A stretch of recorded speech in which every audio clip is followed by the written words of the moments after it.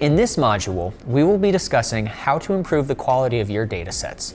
Welcome to Propeller U.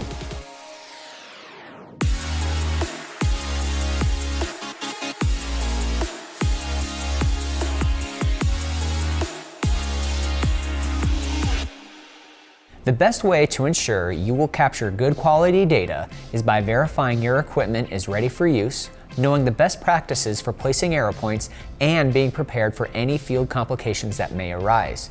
Specifically, you should check your hardware and ensure it is in good condition, confirm your flight plan is set up properly, review airspace and request access to controlled zones if needed.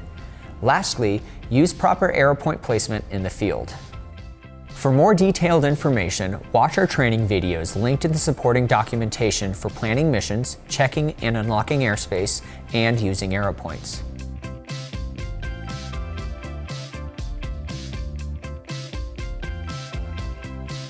Before leaving the office, we suggest verifying your arrow points and drone are ready to use.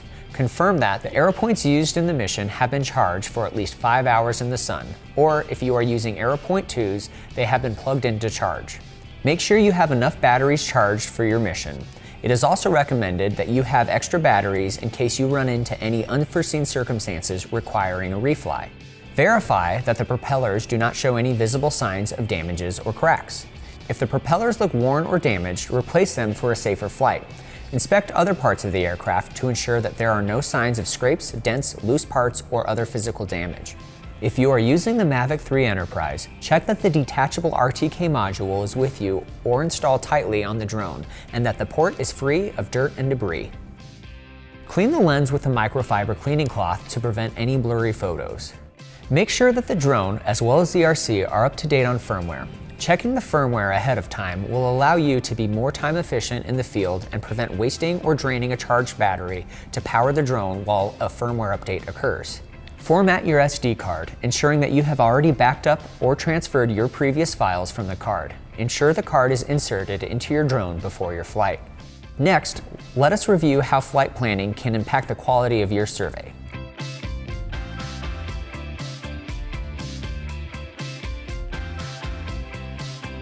When flight planning, it is important to keep a few general rules in mind. When using the Propeller PPK workflow, there are minimum time periods required for each individual flight. 10 minutes for arrow point 1s, 10 minutes if arrow point 2s and the propeller corrections network will be used, 2 minutes if using the arrow point 2s and a known point, and 15 minutes if using the wing TRA. If using a mixed fleet of arrow points, go with the higher collection time. The total time between the first photo collected and the last photo collected must be at least 10 minutes long per battery. There are 4 methods that can be used to achieve this minimum flight time. First, pausing the drone in the middle of the mission so that the total time meets the recommended minimum. Second, lowering the flight height forces the drone to collect more photos. Third, decreasing the speed of the drone. And fourth, we can increase the side and frontal overlap, which will increase the length of the flight. Another general rule is that the flight plan should have a square or rectangular shape. Offshoots, peninsulas, or protrusions shooting out of the main area can be problematic without additional ground control points. Usually, issues occur if there are fewer than 3 flight lines in these areas. If you must capture an area with an offshoot or protrusion, be sure to place an arrow point or additional ground control point in that area. Use the same flight plan every time you fly a site to reduce variability in your flight boundaries and settings. There are a few ways to achieve this, by saving the flight plan on your controller or by creating and storing a KML file for future use on your computer. This can be really helpful when your team has multiple pilots and drones. The last general rule is to see if the expected weather requires you to change any flight settings a day or 2 before your flight. For example, if you notice high winds are expected in the area, slow down your drone speed so it can collect survey-grade photos. Decreasing your drone speed will stabilize the drone and prevent blurry or unusable photos. In general, weather such as wind, rain, extreme heat, or cold will limit the amount of flight time for your drone. Lighting conditions may also require you to adjust your camera settings. If it is very overcast and darker than normal during your flight, you may have to reduce your shutter speed to prevent a high ISO and lower your flight speed to prevent motion blur in your photos. Always try to fly when the sun is the highest in the sky. This is especially important during winter months when the daylight is limited. If the conditions are not ideal, reschedule your flight for another day. It is important to note that the recommended drone settings work great for most situations. However, if you are flying in windy conditions, low light environments, or areas lacking in unique identifiers like tree canopies or water, you will need to change some settings to optimize data collection for your best results. Check out our knowledge base and review our recommended drone settings to see how to modify them for the best results in challenging environments.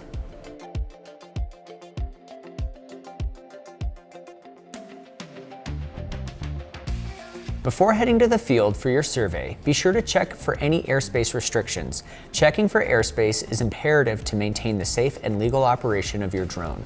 Restricted airspace is often seen when operating in or around an airport, but there could also be some temporary flight restrictions due to large stadium sporting events or VIP travel, such as government officials. If you are using a DJI drone, their software creates geofences that will prohibit you from flying your mission in restricted airspace.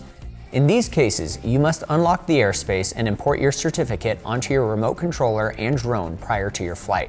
For more information, watch our training video, How to Check and Unlock Airspace, linked in the supporting documentation associated with this module. If you are granted approval to fly in restricted airspace, you may have to adjust your flight altitude. Keep in mind that if you fly below 260 feet or 80 meters, you must make changes to other mission settings in order to produce usable data. If you adjust your height to a lower altitude, we recommend increasing the overlap to prevent holes in your survey and reducing your drone speed to avoid motion blur in the photos.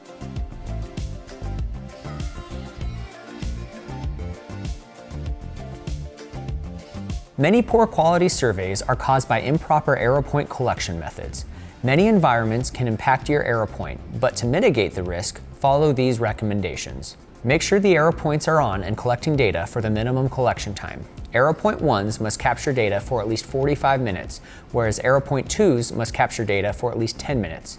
If you have a mixed fleet of arrow point 1s and 2s, they must capture data for at least 45 minutes. Confirm that there are no obstacles between the arrow point and the sky in all directions. Use our 15-degree angle rule to help guide your decision when you are on site deciding where to place your arrow point. Imagine a 15-degree angle in all directions from the center of an arrow point.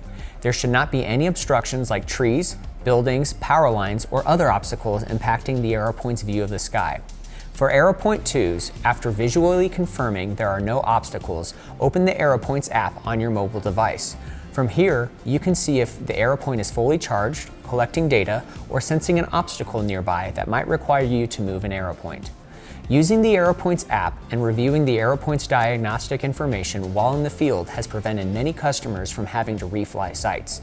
Keep in mind that your vehicle used to drive around the site is considered an obstacle, and one of the more common obstacles seen in poor ArrowPoint surveys. As a rule of thumb, your ArrowPoint should be twice as far away from obstacles as they are tall. ArrowPoints should be placed on a relatively flat surface no more than a maximum of 20 degrees from horizontal. Arrow points must remain unmoved during data capture. If your arrow point is moved during one of your surveys, please consider reflying or inform the propeller team using the comments box in the uploader. The best arrow point placement is within 2 flight rows of your mission boundary. Placing your arrow point well within the mission boundary will ensure we will have a good view of the ground control during processing, leading to a more accurate model. In this module, we went over how to improve the quality of your datasets, including checking your hardware, planning your flight, checking and unlocking airspace, and proper arrow point placement in the field. Thank you for watching. For more information, you can read the supporting documentation for this module or check out our knowledge base, help.propellerarrow.com.